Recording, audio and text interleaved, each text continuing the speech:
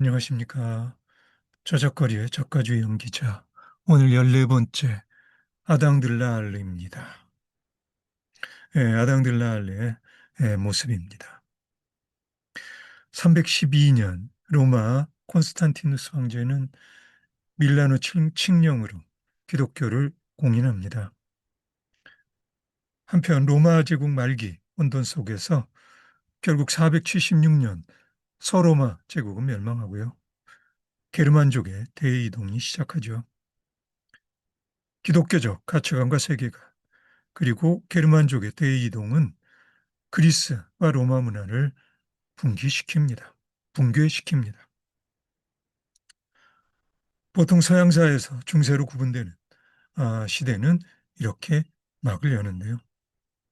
이탈리아 르네상스가 본격적으로 개화하는 1400년대 중엽까지 대략 1000년 동안 아, 이제 보통 중세라고 얘기하는 이 기간 동안에 연극은 심하게 위축되어 있었습니다. 사실 중세는 오로지 깜깜한 암흑 시대만은 결코 아니었고요. 그리스 문화를 보존한 이슬람 문화는 물론이고 기독교 문화만을 놓고 보더라도 동로마 제국의 문화, 비잔틴 문화라고 보통 하죠. 그리고 스콜라 문화가 있었습니다. 세속 문화도 속도와 규모에서 제한되어 있었지만 그래도 나름대로 중요한 성과를 거두고 있었어요. 사르르 마뉴의 아헨 궁전을 중심으로 한 소위 카롤린거 르네상스도 있었고요. 936년에서 973년까지 제위에 있었던 신성 로마 제국의 황제 오토 대제의 르네상스도 있었습니다. 중세의 중요한 특징 중 하나는 봉건주의인데요. 한마디로 이것은 왕이 귀족들에게 영지를 나눠주면서 맺어지는 신분관계를 할 수 있습니다. 귀족들은 자신들의 영지에서 영주가 되는데 이러다 보니 왕이나 귀족들은 평소에는 서로 떨어져 있다가 전쟁 때에나 모이게 되죠. 따라서 왕의 궁정 또한 그 규모가 별로 크지 않았고요. 그러니 귀족의 궁정 또한 말할 것도 없었겠죠. 이렇게 왕이나 귀족의 영지를 근본으로 한 농업 경제는 상업을 근본으로 한 도시의 발달에 별로 유리할 것이 없었겠죠. 중세 연극이 주로 떠돌이 유랑마차에 의지한 것에는 이런 배경이 작용합니다. 다양한 이름으로 불린 음유 시인들도 왕이나 귀족의 궁정이나 장터를 찾아다녔고요. 음유 시인들의 신분에 따라 12세기 후반에 활약한 크레티엥 드 뚜루아처럼 왕이나 귀족의 궁정에 더 어울리는 경우도 있었고 13세기 중엽에 살았던 리트베프처럼 장터에 더 어울리는 경우도 있었겠지만 사실 그 둘 사이의 구별이 그렇게 엄격한 것 했던 것 같지는 않습니다. 자, 음악가이자 극작가였던 아당들라 할레는 수도원 학교에서 성직자를 꿈꾸었던 것 같습니다. 그러다가 말이라는 여인과 결혼한 후 귀족들의 궁정에서 음유시인 뚜르베르라고 하는데요. 특히 귀족들의 궁정에서 노래하는 음유시인을 뚜르베르라고 합니다. 그렇게 아당들라 할레는 뚜르베르로서 일했습니다. 음악에 조예가 뛰어났던 그의 음악극 로벤과 마리옹은 현존하는 가장 오래된 세속 연극입니다. 아마 최초의 희가극, 오페라 코미크라고도 할 수 있을 것입니다. 마리옹이라는 시골 처녀에게 남봉꾼 기사가 접근해서 수작을 부리자 그녀의 연인인 로뱅이 그 기사를 골려준다는 이야기입니다. 훗날 영어권의 노래 이야기, 보통 발라드라고 하는데 발라드라는 노래 이야기로 유명해지는 로빈 후드와 마리온과도 전혀 무관하지 않을 내용이겠죠. 음유 시인들은 이와 같은 이야기들을 즐겨 노래로 불렀는데 이런 노래들을 프랑스어로는 전원시라는 의미로 파스토렐레라 합니다. 보통 전원시는 남녀 주인공이 서로 주고받는 대하체로 되어 있어서 전원시에서 전원극으로의 전개가 비교적 쉽게 이루어질 수 있었음을 짐작할 수 있을 거고요. 1282년 무렵에 아당들라 알레는 자신이 봉사하던 아르뚜아의 영주 로베르 2세의 청을 받아 나폴리를 지배하던 앙주 왕가의 샤를르 1세의 궁정에 머물게 됩니다.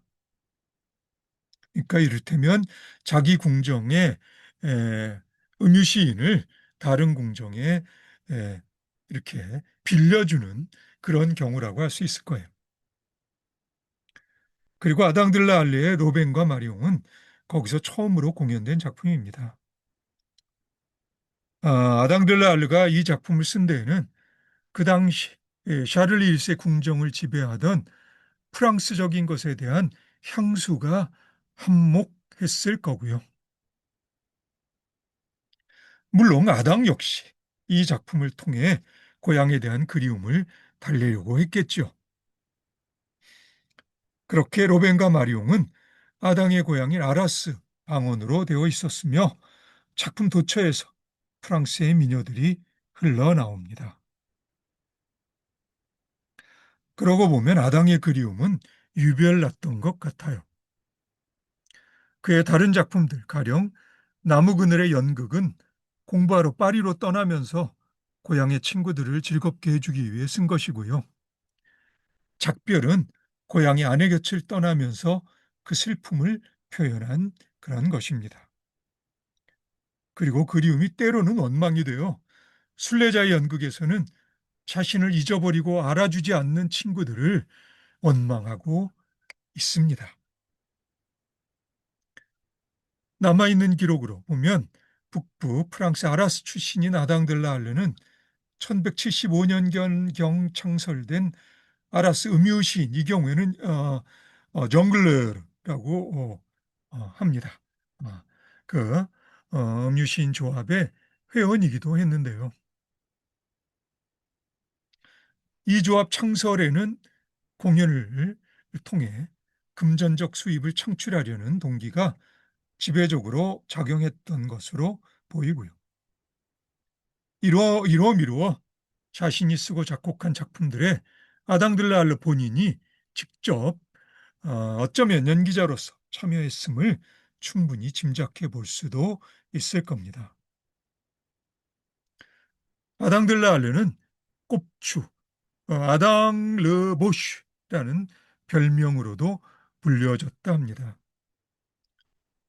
본인 자신이 밝힌 것처럼 실제로 꼽추가 아니었을지도 모르지만 왠지 아당들라 알르는 슬픔의 그림자가 드리워진 어릿광대 원형 같은 연기자가 아니었을까 그렇게 짐작도 해보고요. 아당들라 알르 시대의 세속에서는 파르스나 소띠라 불린 희극들이 공연되고 있었습니다. 파르스라 하면 보통 소극이라고 번역되죠. 자, 이 당시 프랑스 상황은 이렇습니다. 대략 12세기를 정점으로 교회의 엄격한 탄압으로 위축되어 가던 당나귀제와 바보제라는 이런 축제는 그래도 예전 같지는 않았어도 교회의 엄격한 규율이 이런 축제 기간 동안에는 철저히 그야말로 바닥을 치면서 허물어지던 일종의 분출구로서 작용했던 그런 축제들이었습니다. 중세 프랑스에서 시작한 이러한 축제들은 곧 유럽 여러 나라들로 퍼져나가고요. 당나귀 제에서는 당나귀가 주인공이 되어 교회 안으로 들어오고요. 바보제에서는 바보교황, 바보왕, 바보주교 등으로 모든 것이 거꾸로 된 세상이 연출됩니다. 이 두 축제의 공통점은 엄청난 술과 노래의 통속적 반란입니다. 그야말로 저작거리의 반란이죠. 이러한 축제들의 위협을 느낀 교회가 일종의 대안으로 파르스나 소띠 등을 장려한 것이 아닌가 생각되고요. 실제로 파르스는 신비극과 같은 종교극의 막강극으로 사용되었습니다.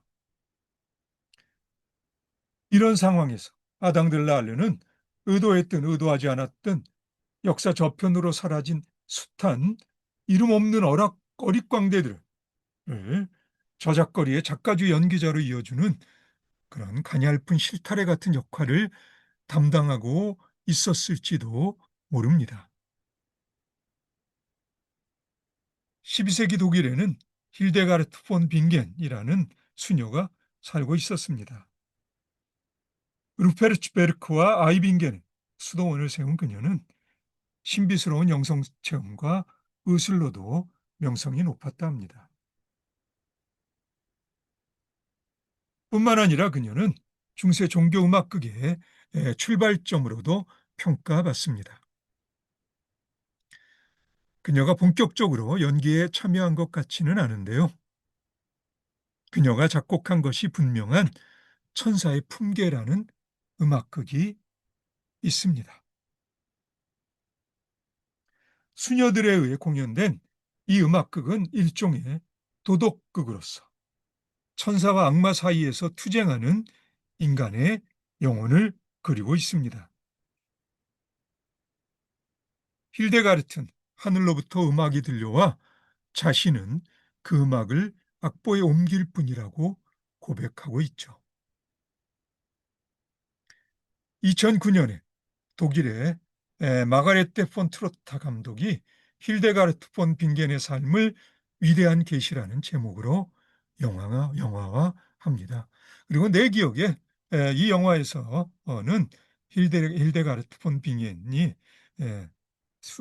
수녀원의 수도원의 수녀들과 함께 음악극의 연기자로서 어, 참여했던 것으로 그렇게 에,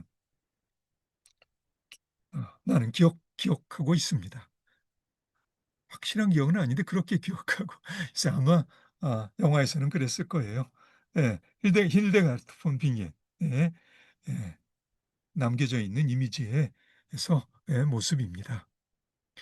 예, 예, 오늘은 그래서 아당들라알레라는 의도했든 의도하지 않았든 역사 저편으로 사라진 숱한 이름 없는 어릿광대들을 저작거리, 작가주 연기자로 이어주는 가냘픈 실타래 같은 역할을 담당하고 있었을지도 모르는 한 연기자의 삶을 간략하게 소개해 드렸습니다. 예, 그럼 오늘은 여기까지 하고요. 어, 다음에 다시 만나서 저작거리의 작가주 연기자 이야기를 계속해 보도록 합시다. 오늘 수고 많으셨고요.